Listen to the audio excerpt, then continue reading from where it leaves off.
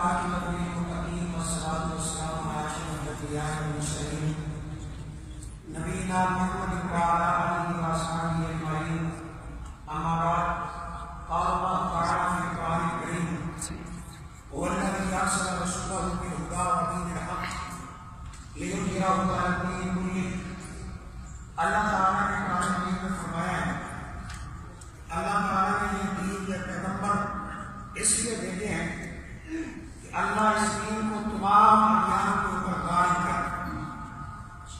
یہ آپ کے سامنے ہمارے بھائی ہیں علماء من الجالیہ النگاریہ یرید دخول الاسلام وانا سألته لماذا تريد دخول في الاسلام، لأي شيء السبب لدخولك في الاسلام؟ قال والله إذا أنا أنظر إلى المسلمين وأنا أسمع عن الإسلام فهذا خيرني أن الإسلام دين فطرة۔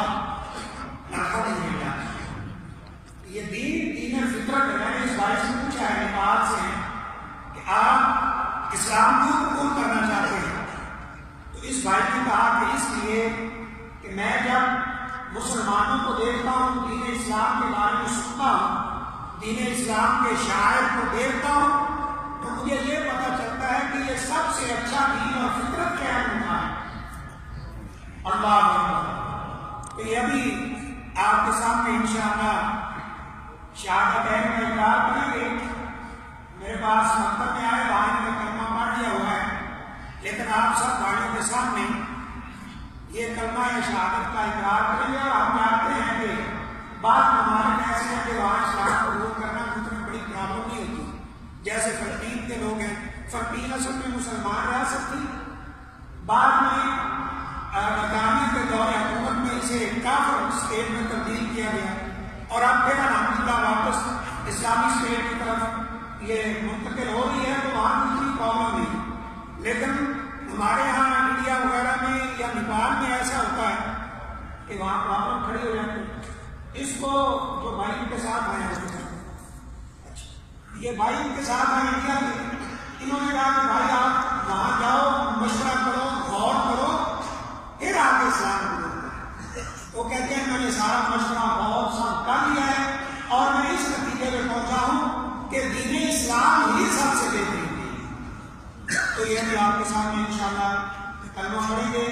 میں نے وہاں مکتب میں بھی بتایا اور آپ کو بتا رہے ہیں۔ آپ کا نام، پہلا نام کیا تھا؟